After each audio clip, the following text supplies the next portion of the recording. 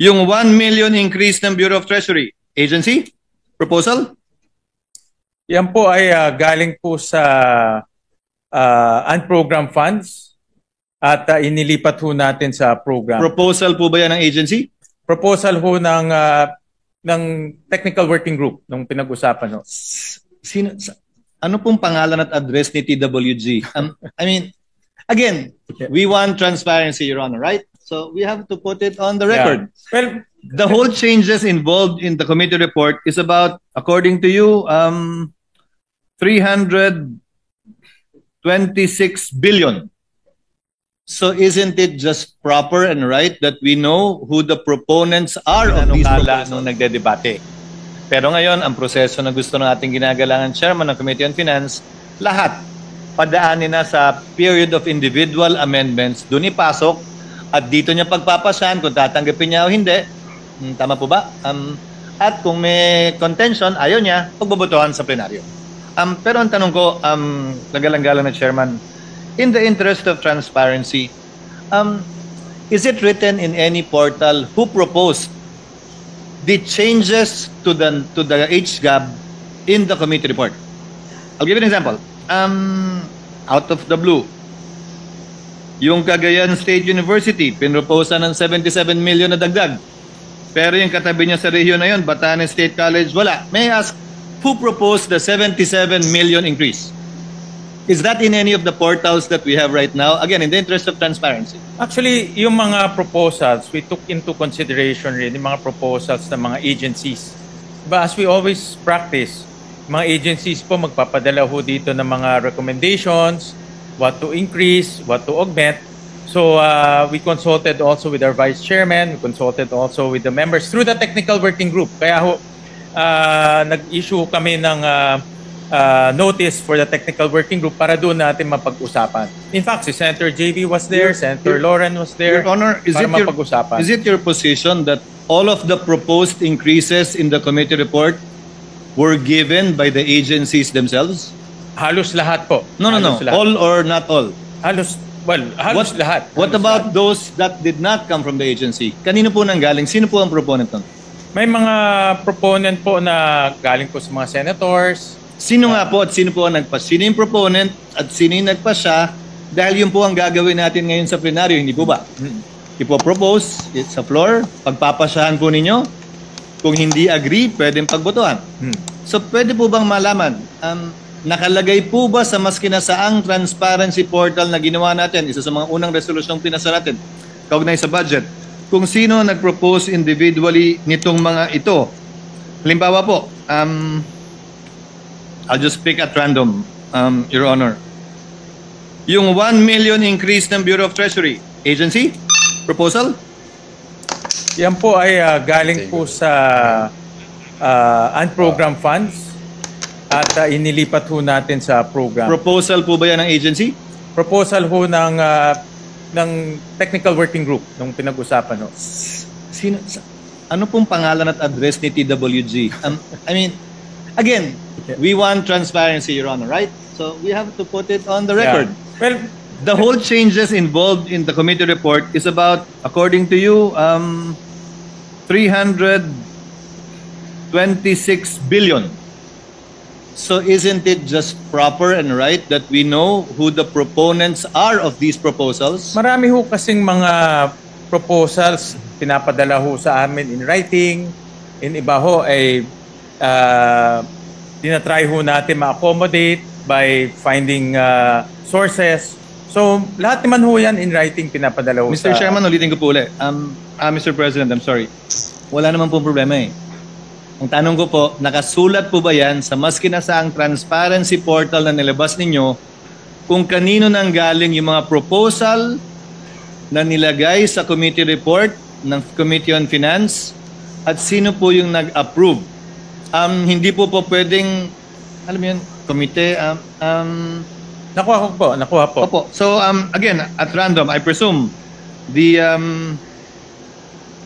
increase in the, I'm choosing at random, Your Honor, really. The increase in the Office of the President, same, agency proposal? Agency proposal ho yun. The increase in the OVP? The restoration ho yan sa NEP. In-store ho natin So who sa NEP. proposed that? Did the agency propose that? Actually, may proposal ho si Senator Go doon sa restoration of the NEP. In fact, he proposed to even add more. No, that's the point I'm driving at, Your Honor. Given So all the of point, this naman ho, mayroong mga records na pinapadala ho.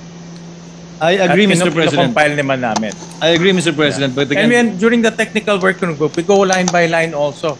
Lahat po ng mga items, line by line, and pinag-uusapan ho doon kung sino nag-propose, kung ano pa, kung hindi ho kaya ma-accommodate, ano ho pwedeng i-accommodate, pinag-uusapan naman ho doon.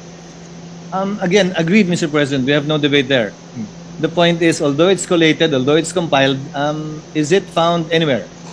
It's in, hindi ho namin in-upload sa portal. If that is the question of His Honor. Yes. So it's not in any portal. But lahat ho yan ay may basis and recorded. Yes. Yes. I'm sure there is. I'm sure there is. Only that it's not in any portal. No, hindi ho. Pero lahat ho yan naman ay recorded. Just to cite a few more examples, which I'm sure are remembered by the good chairperson, yung in-increase po natin sa National Defense Agency proposal. Yes. In fact, 90 billion no ang request ho nila. All program. Because yung Mayowa nila na-exhaust na ho to 60 billion. Agency proposal through executive session. I noticed po na yung adjusted NEP sa DPWH, tinanggal na yung flood control. Yes. And still there was change of 38 billion. That's an agency proposal too. Yes. May pinadala ho sila yung CMPD. But admittedly, the CMPD was applied across the board, which is admittedly also might have distortions in the pricing. I admit that. So it's by way of errata, in other words. Magpadala ho sila ng matrix ng CMPD. In fact, ang kanilang total computation is about 60 billion, but we couldn't find the 60 billion.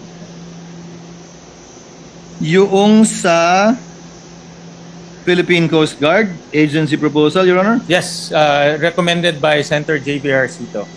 Kulang din yun kasi mas malaki yung... Yes, correct. Malaki yun. 200 plus billion ho yun. Recommended by the vice chairs. And also some senators also recommended During the Senator debates. Ba, maraming recommendation During even the like debates. the vice chairs. Yes, during the debates. And I also remember the that. technical working group. Doon ho sila nag-recommend. As a technical working group. I think just that, Mr. President, Your Honor. Again, for the interest of transparency, if you will be doing that with the individual, we might as well upload somewhere these amendments as contained in the committee report, which amounts to a by far bigger amount. Again, amounting to about 326. Yes, Tama ba? take the suggestion of the former Senate President. Thank you, Mr. President. Thank you, Mr. President. And thank you, Your Honor, The Senate President just for his is recognized. consideration. Thank you, Senate Mr. President. President, I'd like to thank Senator Cayetano and Senator Sotero for bringing those questions because it only shows that we're going to be transparent in this budget, unlike what was done before. During our time and during their time, basta't nag-committee report, tapos yun na yun, mag-interpellation, pero pagdating ng period of amendments, magsasubmit lang sa chairman lahat. Hindi alam ng taong bayan kung ano yung mga sinubmit. Unlike what we want to do today, di ba? Kaya mabuti na lang na binabanggit nila sapagkat madali naman makikita yung records. Meron naman record si Senator Gatchalian ng mga nag-propose kung sino at lahat yan mababasa natin, makikita natin. At ngayon, yung mga individual amendments katulad ng let's say proposal about stunting, pwedeng ipasok ngayon yun. Yung mga amendment na yun at kitang-kita at na yun born out of the interpellations during the period of interpellation. So, salamat sa kanila sapagkat din natin nakita ngayon na transparent talaga at lahat ng period pwede natin tanungin at lilitaw lahat yan. Thank you, Mr. President. Mr. President. The minority leader is recognized. No, I acknowledge that, SP Soto. Sir, tama po kayo. The mere fact that we're doing it this way, that's why I started out by appreciating our chairman, appreciating you, Senator Lacson, life's work in making it transparent. Ang punto ko lang naman po, we cannot be half transparent. That's what I'm saying. Kasi you have 400 billion change. So that's 323 change from the program and 72 billion from the unprogrammed, 400 billion. If you look at the TSN, which is not uploaded, you have to request it from the technical working group. Hindi naman nakalagay doon line by line kung sino nag-propose except pag agency. So today, ang fearless forecast ko hindi tayo mag-amend ng more than 60-70 billion. Baka very blessed na tayo kung maka-amend tayo ng 100 billion. So ang point ko lang, kung yung 80%, 400 billion, hindi natin alam kung sino nag-propose. So nasagot naman ni Chairman kung sino nag-approve. So ang nag-recommend, TWG, tapos ang nag-approve, Vice Chairman, Chairman. But I'm saying member ako ng committee there was no notice na magbobotohan or kung paano itong gagawin. Committee report na lang. So what I'm saying, Senator Soto, is that SP, yes, there are reforms. And I acknowledge that. Hindi ko sinasabing hilaw yung reforms. I don't want the media to get me wrong. I'm saying, kung magre-reform na rin tayo, itodo na rin natin. Diba? Kasi kung sasabihin natin dito kung ano yung individual, tapos 50, 100 billion, pero yung 400 billion. And by the way, Mr. Chairman, I don't envy your job kasi mahirap. Okay? But it will do well for our country. Practice din to for BICAM Diba? So in the same manner that there are people who want change, there are people who want the same. Pagdating sa BICAM, ganun din. Diba? So, in another world, if I move, bumalik tayo sa NEP, at yung nagpalit ng 400 billion, isa-isang tumayo at magsabi, then they justify. Then we have complete transparency. Of course, I won't do that because I don't want to reverse the work you've done for not only 20 days, 20 days since you sponsored. But before that, 2 months ka na nag-hearing, di ba? Tama ba? Mga 2 months more or less na nag-hearing. 90 days po. 90 days, so 3 months na nag-hearing, di ba? But I just pointing out that it seems hindi natin tinodo yung transparency if we don't know saan nanggaling 400. And I'm not casting any aspersions here. So meaning, katulad nung tinanong ni former Senate President Escudero, iniisa-isa mo, di ba? Okay. But having said that, SP, pare-pareho din naman tayong senador before. So every budget, we try a little bit of reforms. But now, the environment is perfect, di ba? For totally changing the system. So I'm saying whatever is good for the 10-20% we're going to amend today, it should be good for the 40%, di ba? So, for example, when the chairman reviews the TSN, kung kulang doon kung sino yung nag-propose, pwede bang kunin ng technical working group at ilabas doon? Kasi dapat ni isa sa atin walang mahiya sa ating nirecommend. And halimbawa, ang technical working group, did they accept it only from senators? Or did they also get letters from mayors, from governors, from advocacy groups and everything? I wouldn't mind, So if there's an advocacy group for health, anti-smoking or health sa bakuna na ganito, kulang ng pondo, and that was the basis. Pero dapat transparent. I've said my piece, Mr. President, but I think Senator Joel would like the floor also. With your permission, Mr. President. Senator Joel Villanueva is recognized. Thank you, Mr. President. We just like to put on record, Mr. President, that we support the initiative of the chairman, that everything else will now become part of the individual amendments. But I also wanted to put on record my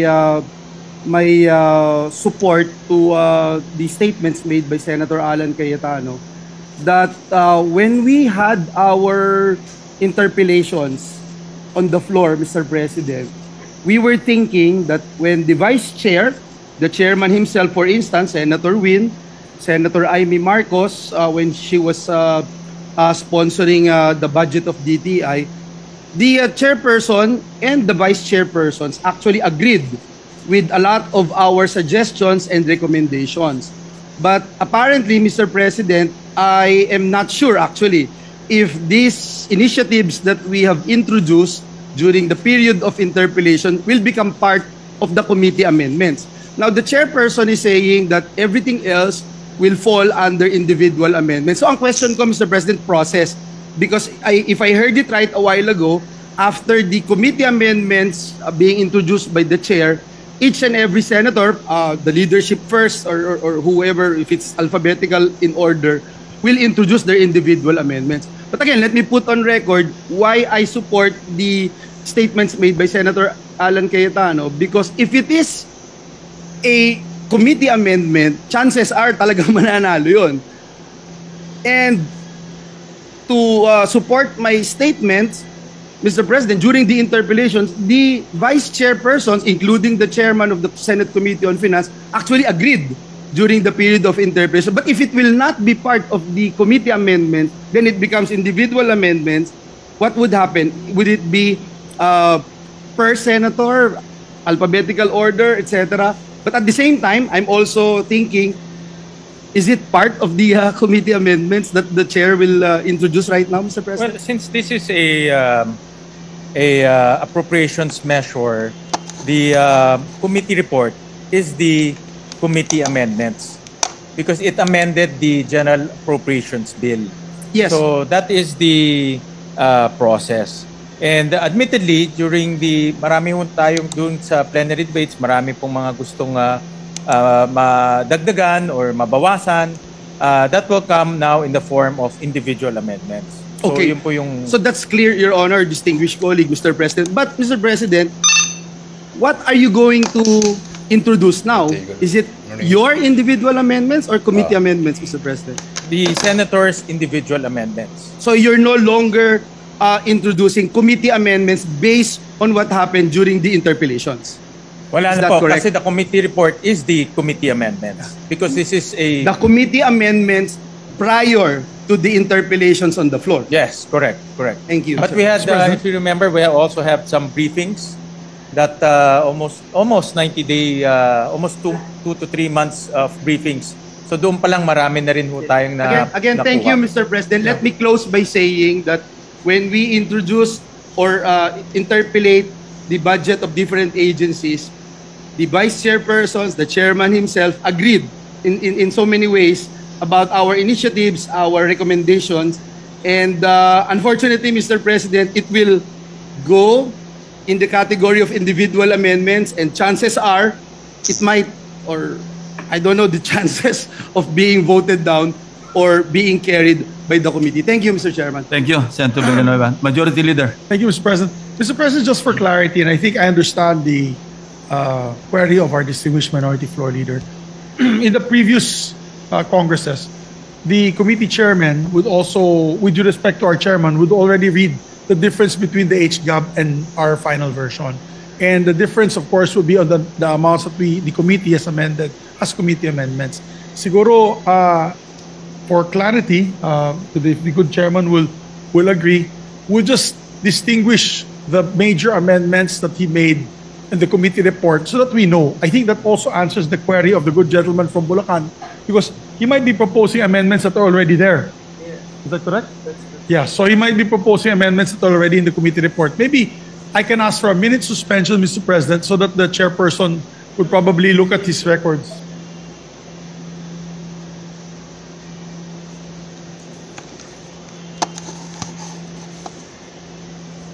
Ang pinanukala nung nagdedebate. Pero ngayon, ang proseso na gusto ng ating ginagalangan chairman ng Committee on Finance, lahat padaanin na sa period of individual amendments, doon ipasok at dito niya pagpapasahan kung tatanggapin niya o hindi. Tama po ba? At kung may contention, ayaw niya, pagbobotohan sa plenaryo. Pero ang tanong ko, nagalang-galang na chairman, in the interest of transparency, is it written in any portal who proposed the changes to the HGAB in the committee report? I'll give you an example. Out of the blue, yung Cagayan State University, pinroposa ng 77 million na dagdag. Pero yung katabi